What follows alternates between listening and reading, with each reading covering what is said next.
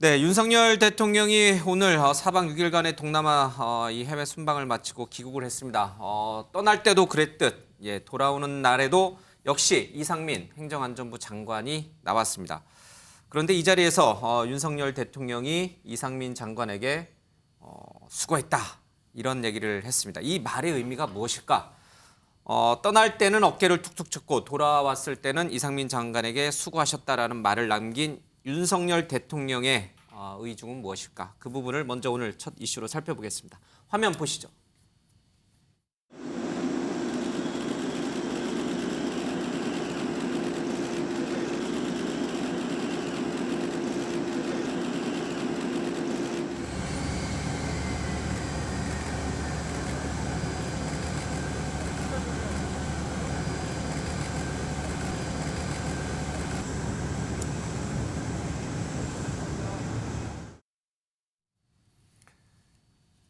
이상민 장관에게만 수고하셨단 말을 한 건 아니에요. 그렇죠? 지금 공항에 나온 많은 분들에게 그동안 자기 신이 없는 상황에서 이제 국정 운영을 하느라 수고하셨다 이런 말을 던졌습니다. 그래서 그냥 의미 없는 말일까? 이상민 장관에게 던진 고생 많았다라고 하는 말은 정말 의미 없는 말인가? 그냥 상투적인 말인가? 아니면 강력한 재신임의 신호인가? 어떻게 해석을 합니까? 저는 뭐 전제에 가깝다고 생각합니다. 저 대통령 스타일을 보면은 좀 그 친분이 있고 자기보다 조금 그 아래 후배들한테는 그냥 툭툭 치는 이런 게 이제 스킨십으로 평상시에 자주 하시는 거고 뭐 수고했다 고맙습니다 미안합니다 이거는 거의 뭐 입에 붙어 있는 표현들 아니겠습니까? 그러니까 우리 언제 한번 밥 먹읍시랑 똑같은 그렇죠. 거예요. 그 비슷하기 때문에. 과도한 의미 부여해서 해석하는 것 자체가 저는 좀 그렇습니다. 그러면 저 말 빼고 저 말 때문이 아니더라도 우리 신의원께서 볼 때는 지금 대통령의 의중에는 이상민 장관이 어떻게 자리 잡고 그러니까 있어요? 대통령께서는 112 그 녹취록을 경찰이 이거를 공개하게 되면 정부에 엄청난 부담을 가니까 강제 수사에 들어가서 그걸 압수수색을 해버리면 굳이 공개를 안 해도 되거든요. 행정적으로. 그럼에도 불구하고 그걸 공개하라고 특별 지시를 내린 것이고 그다음 국가배상 책임에 대해서도 대통령실 차원에서 선제적으로 법률 검토를 하라고 한 거예요. 그러니까 이 그 국가 배상이라고 하는 것은요 법적으로 정부의 유책 사유가 인정돼야지만 이게 가능한 거예요. 배상과 보상의 차이가 그런 거거든요. 그러니까 정부의 책임이 규명되는 과정에서 어느 포스트에 있던 어떤 사람이 얼마만큼 법적인 책임이 있는지 이게 규명이 돼야지 그 다음에 국가 배상이 되는 거 아닙니까? 그러니까 그 대상에 뭐 그 재난안전주무부처인 이상민 장관도 일단 들어있다고 원론적으로는 봐야 되지 않겠습니까? 알겠습니다. 어떻게 보셨습니까? 대통령의 이 수고하셨단 말을. 우선 저는 출국하실 때나 귀국하실 때 마찬가지로 이상민 장관이 아무리 의전의 책임자라고는 하지만 직접 저기에 나갔어야 되는가부터 이해가 가지 않습니다. 우선 이상민 장관은 진상을 규명해야 되는 책임자이면서 또 책임을 져야 되는 당사자일 수 있잖아요. 그리고 국민적인 어떤 그 슬픔에 공감하는 차원에서는 이상민 장관은 아무리 의전 책임자라 하더라도 그런 국민의 슬픔에 공감하는 그런 자세로 좀 나오지 않고 예를 들어서 뭐 차관이 나온다든가 뭐 이런 식으로 했어야 되는데 저렇게 환영하는 저런 자리에 나가고 또 저렇게 대통령이 말씀과 저런 어떤 제스처를 하시는 것은 이미 이상민 장관에 대한 재신임의 의지 또 본인 스스로도 물러나지 않을 의사를 분명히 한 것이다. 저는 이렇게 보거든요. 하여튼 이 문제는 대형 참사, 사회적 참사가 났을 때 진상규명과 책임자 처벌과 방지 대책을 만드는 건 만드는 거지만 당장 아픈 국민의 마음 여기에 위로하고 눈높이를 맞춰주는 것은 정말 공감 능력이라고 생각합니다. 그런 측면에서 저는 대통령이 어떤 의지를 강하게 표현했고 이상민 장관 스스로도 그렇게 본인의 의사를 명확히 했다. 저는 이렇게 보고 저건 공감이 전혀 되지 않는 적절치 않은 것이다 이렇게 생각을 합니다. 사고 수습 후 책임질 사람은 책임지겠다는 게 대통령실의 지금까지의 기조입니다. 그런데 여기에서 한 발 더 나아가서 이상민 지금 행안부 장관은 이 참사 이후에 이 후속 대책 마련을 위해서 꾸려진 국가안전시스템 개편 범정부 TF, 그러니까 재난대책 TF의 단장을 맡았습니다. 행안부 장관이니까 당연히 맡아야 될 자리이긴 합니다만은 이 대책 TF의 단장을 맡은 것을 놓고 이상민 장관은 계속 장관직을 수행할 것이다. 이런 여론이 비등해지고 있습니다. 자, 행안부의 입장과 야당의 입장을 들어보겠습니다. 행안부 장관은 재난관리법상 재난에 총괄 조정을 할 수 있는 역할과 책임을 가지고 있습니다. 그에 따라서 범정부 재난관리 체계 개선 TF의 단장의 역할은 법과 기준에 따라서 정해져서 이렇게 책임을 맡아서 하시게 된다는 점을 말씀을 드립니다. 진실은 가려지고 실무자들에 대한 책임을 전가하려는 시도가 횡행하고 있습니다. 심지어 책임을 져야 될 이상민 장관이 재난대책 수립 TF 단장까지 맡았다고 합니다. 희생자와 피해자 그리고 유족들을 우롱하는 행위라고 생각됩니다. 예, 김현아 의원님. 사태 수습과 진상 규명 그리고 나서 책임질 사람에 대한 처벌. 여기가 이제 기존의 대통령실의 기조였거든요. 근데 지금 이 재난대책 TF는 수습과 규명을 넘어서서 재발 방지를 위한 향후 미래 대책까지 세우는 자리란 말이에요. 네. 이 자리까지도 그러면 이상민 장관이 맡았다는 얘기는 처벌 대상에서 면제시켜줬다는 얘기 아닌가요? 그렇게 생각할 수도 있지만 예. 저는 소 잃고 우리가 외양간 고친다고 하잖아요. 예. 그러면 그 외양간을 제일 잘 고칠 사람은 소를 잃어버릴 때 있었던 사람일까요? 아니면 새로운 사람일까요? 새로 와서 속 키우려는 사람일까? 그러니까 행정안전부 장관의 정치적 책임 예. 또 뭐 사법 그러니까 법적인 책임의 문제는 이제 수사 결과 또 그 이후에 뭐 여론 변화에 따라서 예. 또 어떤 정치적 책임이 있을지는 아직 아무도 모릅니다. 근데 그것 때문에 현재 지금 행안부 장관으로서 안전과 관련된 책임을 지고 있는 사람이 예. 이런 관리 체계를 개편하는 TF에서 수정에서 빠진다. 저는 오히려 그것 자체가 굉장히 국민들에게 오해를 살 수 있죠. 예. 그래서 그럼 물러나나 보다 이렇게 생각할 수가 있고 뭐 그게 정치적으로 이득은 있을 수 있겠지만 예. 장관이 빈자리라고 생각하는 상태에서 차관과 그 밑에 직원들이 올바르게 책임 있는 재발 방지 대책을 내세울까? 예. 저는 그건 아니라고 생각됩니다. 그래서 우리가 지금 윤석열 정부에 대해서 저는 이제 국민적 시각이 조금 달라져야 된다고 생각하는 게 예. 기존의 정치인 대통령과는 사뭇 다른 모습을 보이고 있습니다.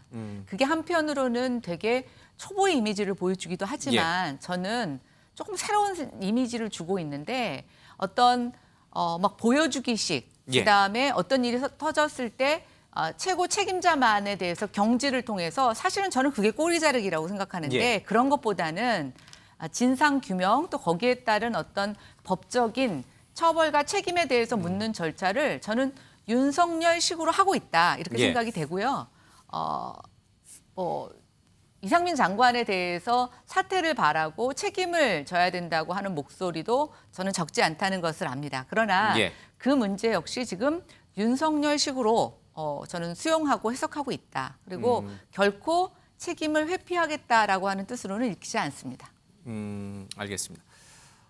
이상민 장관과 행안부의 이제 말이 조금 달라지는 대목이 있습니다. 과거에 경찰국을 신설할 때의 그 한가운데서 이상민 장관이나 아니면 행안부에서는 경찰에 대한 지휘 감독 책임은 행안부에 있다, 행안부 장관에게 있다 이렇게 얘기를 했는데 그 이후에 참사 이후에는 그 당시에 경찰들이 반발이 워낙 거세서 제대로 이것을 좀 입법화하지 못했다. 그래서 현실적으로 실질적으로는 경찰에 대한 지휘 감독을 할 수 없는 상황에 이 참사가 발생했다. 이렇게 말이 약간 바뀌게 됩니다. 이 부분은 이제 이상민 장관이 좀 해명을 해야 됩니까?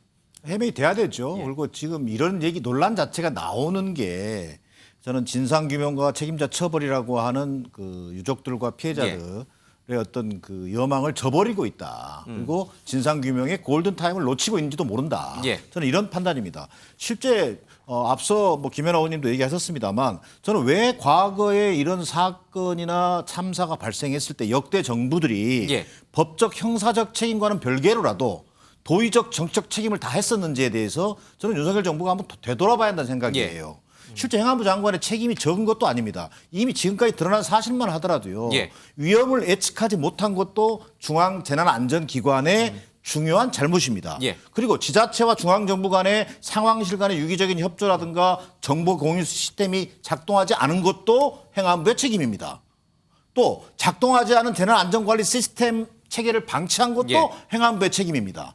이렇게 본다면 저는 법적, 형사적 책임을 떠나서 정치적, 도적 책임을 당연히 지는 게 맞다. 그리고 지금 이런 와중에 당연히 경질시키고 재난안전 TF에는 다른 국무위원을 앉아서 이 사태를 수습해 가는 게 맞는 거지요. 근데 그것을 왜 그럼 이런 상황이 발생하느냐?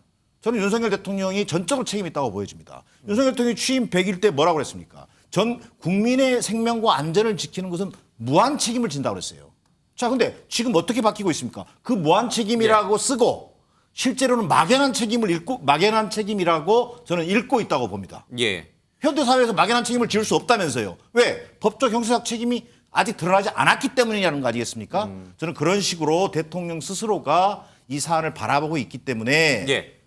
이상민 장관이 아랑곳 하지 않고 저런 행보를 하고 있다고 볼 수밖에 없습니다.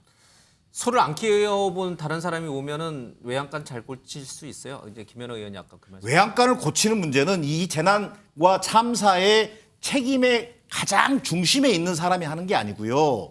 행안부의 모든 그 시스템과 우리 정부의 시스템이 결합해서 사람의 문제가 아니다. 사람의 문제가 아니죠. 무슨 재난 안전에 무슨 전문성이 있습니까? 아니, 그러니까 전 이렇게 순서를요. 책임 소재 규명에 있어서 법적인 책임 소재 규명이 선행돼야 되고요. 그게 분명해진 다음에 정치적, 도의적 책임 소재를 논하는 것이 맞습니다. 예. 그렇지 않고 이게 뒤에 두 개가 엉켜버리면요. 이건 굉장히 혼란스럽거든요. 그런데 이거는 굳이 변명조로 뭐 그 하려는 예. 얘기가 아니고요. 이제 전 정권에서 이제 뭐 검수완박이네 뭐네 하면서 경찰 권한이 너무 비대해지는 거 아니냐 예. 이런 지적이 있었잖아요. 그래서 민주당 쪽에서 주도해서 기존의 경찰법을요.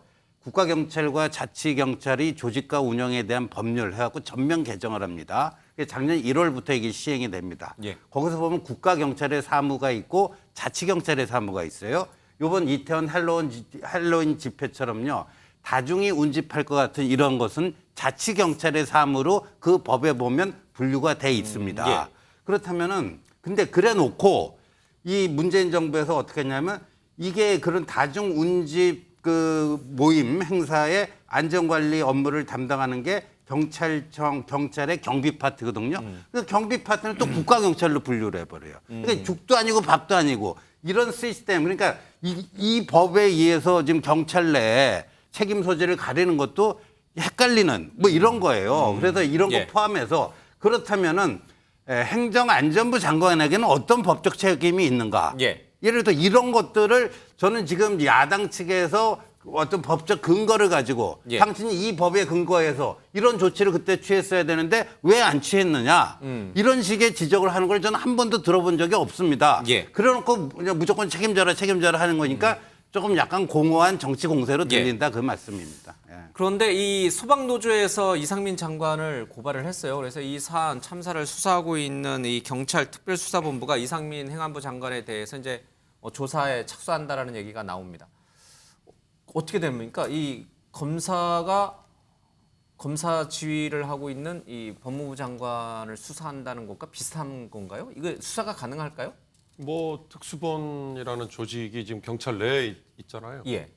경찰청장실 가서 압수수색 그 제대로 됐겠어요? 그렇게 보는 거하고 비슷하겠죠. 예. 그러니까 처음부터 이건 한계가 있는데 저는 이번 이 참사는 다시 한번 처음부터 돌아가 보자. 예. 한덕수 국무총리가 국회 답변 중에 그 얘기했죠. 용산 그 현장에서 그 시점에는 국가가 없었습니다라고 딱 한마디로 얘기했잖아요. 예. 지금 이상민 장관이 맡았다는 재난안전대책 개편 TF잖아요. 개편 TF예요. 예. 우리 지금 대한민국에 재난안전대책이 없는 게 아니에요. 매뉴얼 다 있어요. 그리고 이번 이태원 할로윈데이에 그 군집했던 그 행사 이전에 다른 행사에는 경찰도 투입됐고 구청의 직원들도 뭐 상당수가 투입됐고 100만 명 이상이 모이는 행사도 다 치러냈다면서요.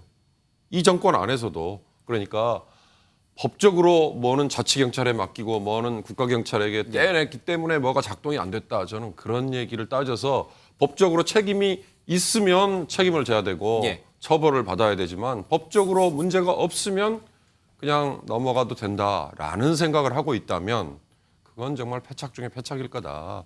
국민들이 정말 원하는 게 뭔지를 한번 원점에서부터 한번 생각을 해봐라 이거죠. 왜 대한민국의 국가라는 게 왜 그때 작동이 안 됐다고 이렇게 얘기를 하는지를 먼저 돌아보는 게 중요하지 법적으로 책임이 예. 있느냐 없느냐를 따지는 건 별로 중요한 게 아닌 것 같습니다. 알겠습니다. 대통령이 순방을 마치고 귀국했으니까 아마 조만간에 뭐 출근길 문답을 통해서든 어떤 식으로든 이상민 장관에 대한 언급이 곧 나올 것으로 보입니다. 얘기가 나왔으니까 오늘 나온 여론조사 하나만 좀 살펴보겠습니다. 오늘 리얼미터 여론조사가 나왔습니다. 대통령 국정수행 걸 보니까요. 지금 36.9%가 긍정응답이고요.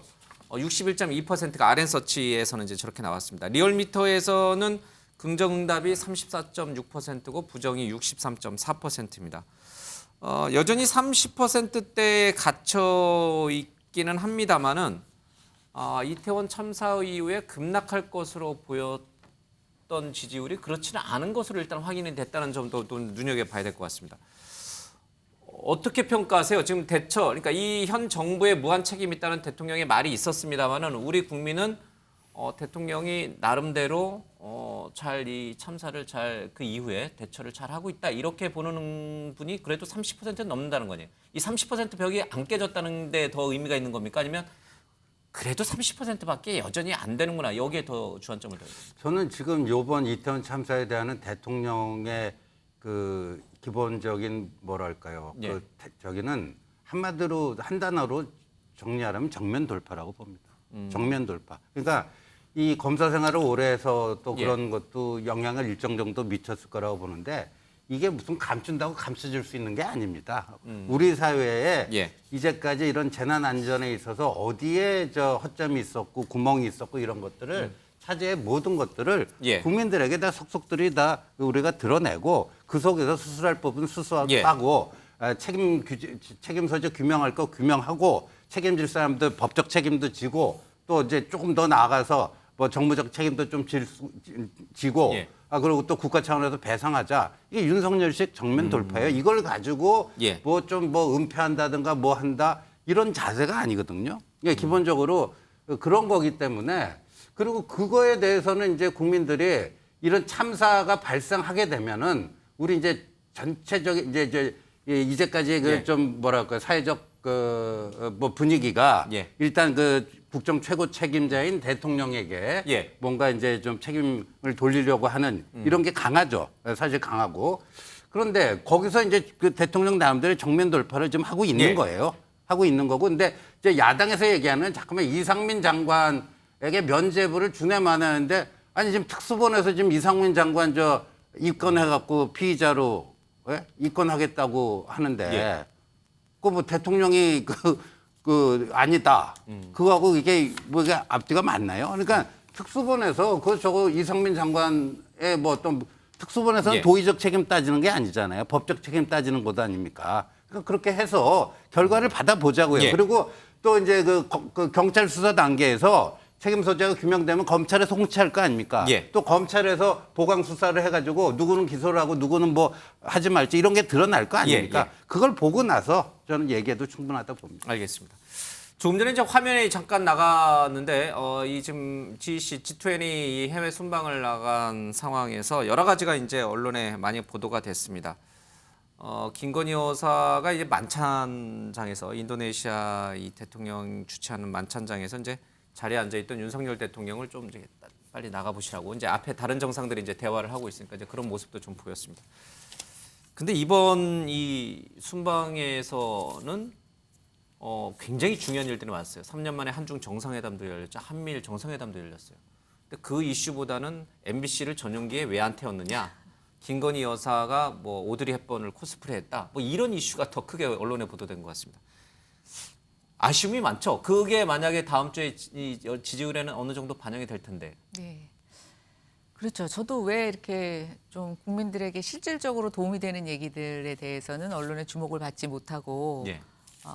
뭐 글쎄요, 굉장히 좀 해프닝에 가까운 이야기들이 굉장히 이제 언론의 주목을 받아서 예. 저도 좀 안타깝게 생각하는데요. 그럼에도 불구하고 이번 주에 아직 저는 그 해외 순방과 관련된 예. 성과가 여론조사에 반영됐다고는 평가하고 싶지 않습니다. 그럼에도 불구하고 지금 여론조사가 30대 한 중반을 지금 향해 가고 예. 또 일부는 넘게 나오고 있는데요.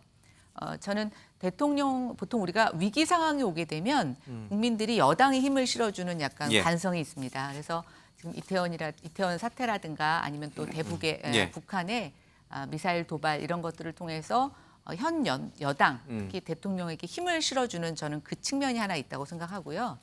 두 번째는 정말 너무너무한 야당 때문에 예. 국민들이 거기에 실망을 해서 저는 대통령에게 좀 더 힘을 실어주려고 하는 예. 욕구도 있다고 생각이 됩니다.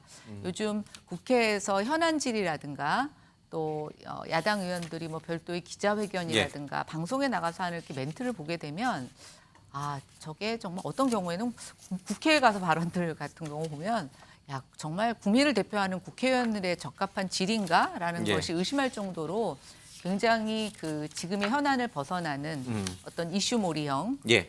또 누구는 뭐 그런 얘기도 하던데 유튜브에서나 할 수 있는 이야기들을 한다 이런 얘기가 나와 있는데 정말 지금 엄중한 상황에서 예. 야당이 그 역할을 하고 있지 못하는 것 또 이재명 대표를 향하고 있는 수사가 국민들이 과거에는 의혹 정도로만 생각하고 있다가 이게 정말 실체가 있었네.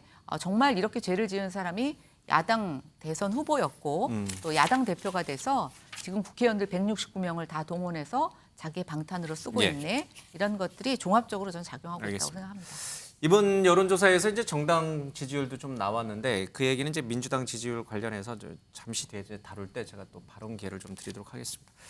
오늘 있었던 일 가운데 여러 가지 얘기들이 있는데 그중에서 가장 또 사람들의 관심을 끌었던 것은 장제원, 권성동 이런 원조 윤핵관들의 화려한 부활 또는 복귀 이 얘기들입니다. 뭐 요 며칠 계속 얘기가 다 나오고 있습니다. 주호영 원내대표를 향해서 쓴소리를 한 것을 시작으로 장제원 의원의 보폭 행보가 좀 넓어지고 있습니다.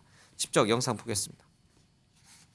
대통령이 되는데 이제 핵심적인 역할을 한 분으로 생각을 해서 저는 도와드린 거지 핵심적인 역할을 했다는 거는 좀 과장된 거고요. 무슨 핵심적인 역할 그거는 또 좀 과장된 면이 있습니다. 어제 페북글 올리신 배경 좀 여쭤보려고. 아니, 그러니까 페북 글 그거 자체를 그 어제 페북글 가지고 전략적 후퇴라는 해석도 나오거든요. 오늘. 아이고 있는 그대로 좀 봐주세요.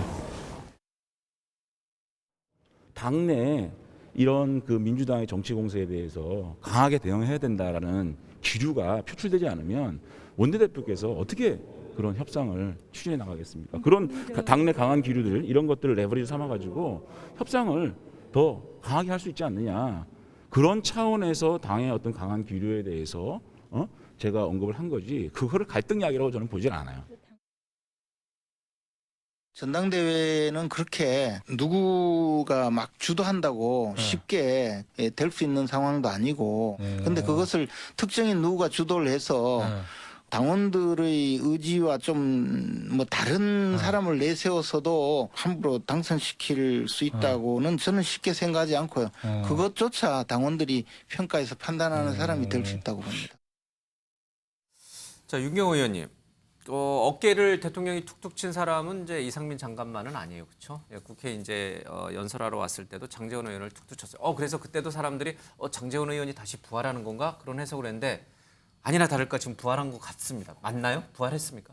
글쎄요, 저게 부활인지. 그러니까 처음에 당선되고 나서 비서실장을 맡았고 그리고 지금의 대통령실의 구성에 처음에 상당한 기여를 했고 또 그 과정에 자기 사람을 대거 보냈는데 거기서 뭔가 뭐 장제원 의원에게 먼저 보고가 되는 게 있더라라는 얘기가 나올 정도로 찌라시에 그런 얘기들이 한동안 돌았죠. 예.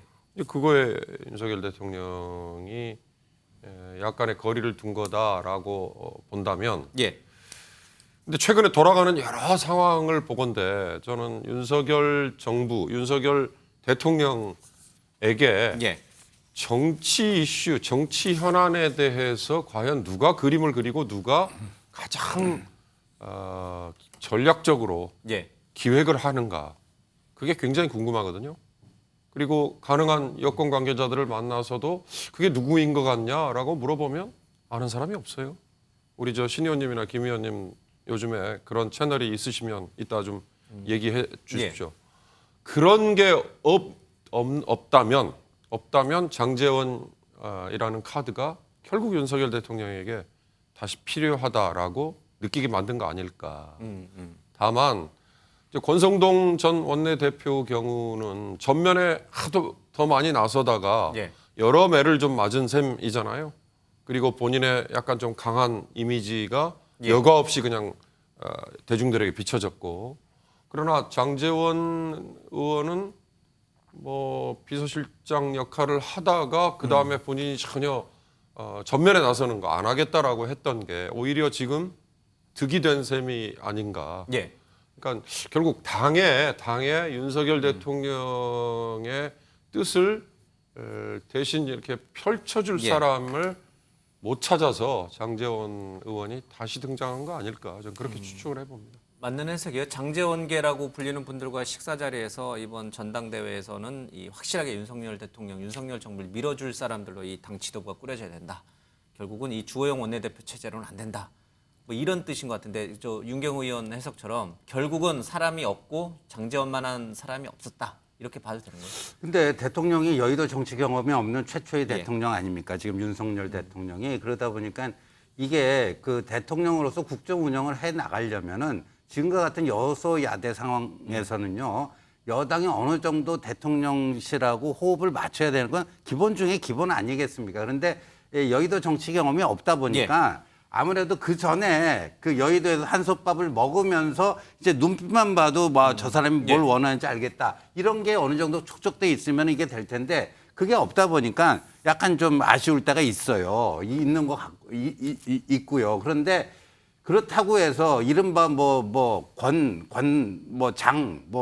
누구 2인방, 3인방 뭐 이런 식의 그걸로 회귀하는 거다라는 해석에는 저는 결코 동의하지 않습니다. 그리고 저게 주호영 원내대표 체제에 대한 불신이다라고 하는 해석에도 절대 동의하지 않습니다. 주호영 원내대표 출범 과정에 어느 정도 저는 용산 대통령실의 의중이 담겨 있는 것이고, 다만 그것이 이제 충분히 그 여의도와 용산 간의 그 원활한 소통이 좀 부족해서 발생하는 문제, 그런 거는 또 다른 데서 또 보완을 해주고 뭐 함으로써 사실 집권 여당은요, 언론에서는 이제 친윤 비윤 이런 식으로 이제 그 분류를 해서 뭐 갈등이 있다 뭐가 있다 하는 이제 보도 태도인데, 그거는 이제 어디까지나 언론의 프레임이고 언론의 분석 툴이고요. 제가 실제로 보는 이 현실의 그 국민의힘에서는 꼭 그런 식으로 갈리는 게 아닙니다. 그러니까 물론 누가 봐도 비윤이라고 보이는 사람들이 있죠. 예를 들면 유승민 전 의원 같은 경우에 김웅 의원, 김웅 의원, 이른바 이준석계 이런 사람들은 비윤이지만요. 그럼 몇몇 사람들 제외하고 지금 막 딱히 비윤이라고 얘기할 만한 사람이 있습니까? 당권 주자 중에 지금 유승민 의원을 제외하고는, 전 의원을 제외하고는 딱히 비윤이다, 반윤이다 이렇게 얘기할 수 있는 사람이 있나요? 없어요. 그건 당연한 거죠. 대통령과 이 집권 여당이 어느 정도 호흡을 같이 하고 해야 된다. 근데 그거를 자꾸만 비윤, 친윤 뭐 하는 거니까 어차피 국민의힘의 다수는 뭐 대통령과 호흡을 같이 하려는 사람이고, 그 내에 좀 여러 가지 조금 뭐랄까 약간의 갈래도 있고 조금씩 차이도 있고 그런 것이다. 저는 그렇게 이해합니다. 알겠습니다.